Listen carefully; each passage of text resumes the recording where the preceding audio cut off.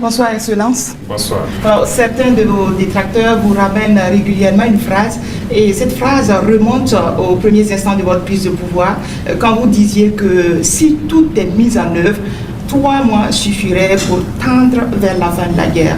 Et ces détracteurs disent aujourd'hui que 3 ans plus tard, la guerre n'est pas totalement terminée. Monsieur le Président, ce soir, que leur répondez-vous? D'accord, merci beaucoup. Et merci à tous d'être venus pour cette interview. C'est vrai, c'est ce que nous aurons souhaité, mais les choses n'ont pas été comme on le pense. Et je dis si tout est mis en œuvre.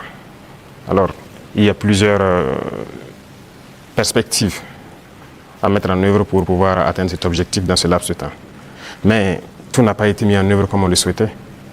Primo, l'adversité. Alors, dès que nous sommes arrivés au pouvoir, nous aurons espéré qu'on nous laisse travailler très rapidement et pouvoir avancer. Malheureusement, certaines personnes nous ont approchés et ont voulu que nous allions dans leur sens parce que leur objectif n'était pas que la guerre finisse de sitôt. Je veux parler de certaines forces étrangères qui étaient présentes sur notre sol.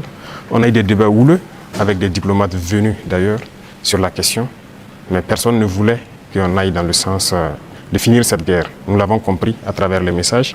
S'il arrivait que des gens viennent jusqu'à nous dire qu'il faut qu'on accepte qu'ils soutiennent les terroristes, et nous soutenir également, ça veut dire ce que ça veut dire, c'est une guerre entretenue. Donc nous avons très vite compris, on s'est débarrassé de toutes les forces qui étaient présentes ici, que ce soit les forces françaises, les forces américaines, et nous avons compris que la lutte sera âpre.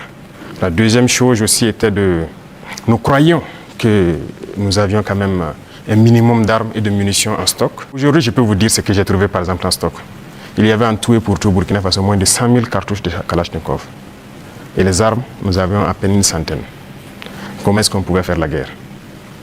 Il fallait se rééquiper, redoter l'armée en effectifs, en armement et tout. Ce qui a fait que l'objectif de 3 mois, si ces conditions préalables étaient réunies, c'était bien possible. Mais il n'y avait rien. On n'était pas préparé à la guerre, tant sur le plan équipement que sur le plan effectif. Justement, Monsieur le Président, vous venez de le dire, hein, quand vous prenez le pouvoir, si on veut caricaturer, il y avait plus d'hommes que de munitions dans l'armée burkinabé. Et aujourd'hui, où en est-on avec le programme d'armement de cette armée-là? Et puis, quels sont les signes qu'elle est en train progressivement de monter en puissance? Très bien, je l'ai dit, je ne peux pas dépeindre toute la situation qu'il y avait, c'était catastrophique. Et comme je l'ai dit, vous pourrez enquêter. Il y a peut-être même dans cette salle des militaires qui étaient sur le front, sans armes. Ça existait dans notre armée. Donc ce sont des situations, on croyait que c'était juste, je ne dirais pas de la mauvaise foi, mais une situation incompréhensible. Pour nous, il y avait les armes et on refusait de les doter. Mais quand on a été face à la réalité, très vite, on s'est résolu à chercher d'abord à armer l'effectif qui était là. Et là, ça a été la croix et la bannière. Parce que beaucoup de puissances ont refusé de nous vendre les armes. Et donc, on s'est tourné vers ceux qui avaient envie de nous vendre les armes. Très vite, on s'est équipé. On a recruté les VDP, on a pu payer tout ce qu'on voulait.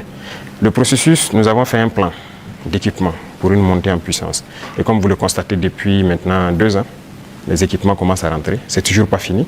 Et ça continue de venir. Peut-être que dans quelques jours, vous verrez encore de nouveaux équipements qui seront présentés, qui sont principalement des équipements d'appui. Parce que d'abord, l'infanterie, il fallait l'équiper pour que chaque homme puisse avoir une arme en dotation. Ça, c'était un gros défi. Nous y sommes. On continue de recruter, comme vous le constatez. Chaque année, c'est entre 10 000 et 15 000 hommes qu'on recrute. Ça, c'est un effort considérable. Parce que, quoi qu'on dise, l'adversité est là. Et le volume de terroristes augmente parce que les impérialistes recrutent beaucoup de mercenaires qui viennent au Burkina Faso pour combattre. Donc il faut qu'on s'adapte à la situation. Et maintenant, nous avons notre 3e phase qui n'est plus d'acheter, mais de fabriquer nous-mêmes. Et nous sommes aussi là-dedans. Donc c'est ça la montée en puissance. Il faut bien s'équiper, mais aussi créer une industrie de défense. Ça, c'est très important. Dans quelques mois, bien quelques années, on aura ici, nos militaires vont utiliser des armes mine in Burkina. Bien sûr.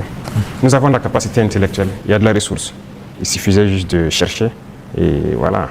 Nous sommes là-dessus. Vous serez surpris sûrement. Alors, Monsieur le Président, cette guerre, est-ce que nous pouvons la gagner? Est-ce que nous allons la gagner? Nous ne pouvons que la gagner. Qu'est-ce qu'on ferait? Soyez sûrs, nous n'irons nulle part et nous allons gagner cette guerre. Je vous ai dit que la menace mue beaucoup, mais nous nous adaptons. Et la force de l'armée burkinabé, c'est que c'est l'une des armées les plus résilientes au monde. La pression que le Burkina Faso a, et je ne pense pas que sur cette terre actuellement, il y a un pays qui a cette pression. Mais nous tenons, nos hommes se battent. et nous nous adaptons constamment à la menace. Et nous comprenons d'où vient la menace, comment ça se manifeste, c'est ça le plus important. Et actuellement, je peux vous rassurer que bientôt, nous parlerons d'un albinos noir qui va apparaître. Et vous verrez. Ne me demandez pas de quoi il s'agit, je pense que vous comprendrez plus tard. La guerre va finir et très vite. Justement, pour gagner cette guerre, vous venez de le dire, il faut des armes et il faut aussi des hommes. Et surtout des hommes déterminés. La détermination, vous le savez, c'est le game changer majeur. C'est ça qui fait la différence dans toute guerre. En ce moment, au moment où on parle, quel est exactement le moral de nos troupes sur le terrain? Vous avez très bien touché le cœur du problème, la ressource humaine, les hommes déterminés. Il ne s'agit pas juste de payer de l'équipement, il faut des hommes déterminés. Et si vous remarquez, nous sommes en train de construire une armée de qualité. Et il n'est pas rare que souvent, lorsque nous jugeons qu'un chef d'élément ou bien une unité a failli à sa mission, qu'on les radie et qu'on les poursuive.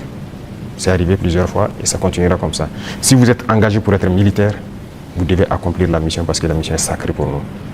Et l'autre chose, c'est que malgré la pression, malgré les défis, les hommes continuent de se battre et ils sont très résilients. Si aujourd'hui vous attrapez un soldat burkinabé et le demandez, est-ce que vous voulez que d'autres personnes viennent se battre à votre place ou viennent vous aider, ils vous diront jamais, ils préfèrent mourir. C'est à ce niveau que vous jugez leur morale. Ils sont prêts, toujours prêts, malgré la situation.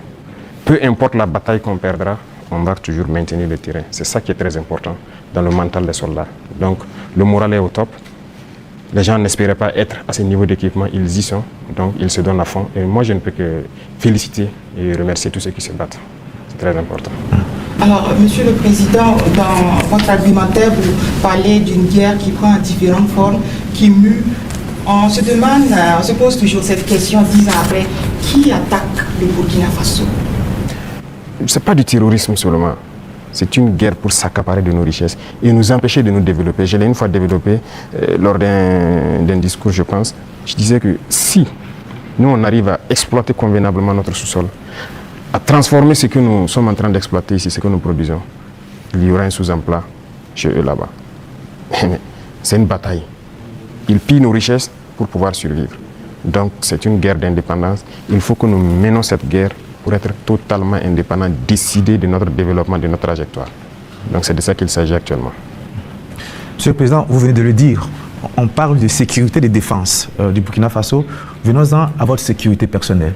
Vous venez de l'évoquer il y a un instant, la pression est énorme, elle est grande, le danger vient de partout. Monsieur le Président, rien qu'en 2025, il y a eu plusieurs tentatives de coup d'État qui ont été déjouées. Monsieur le Président, est-ce qu'il vous arrive parfois d'avoir peur? Merci, je pense que c'est la seule force que j'ai.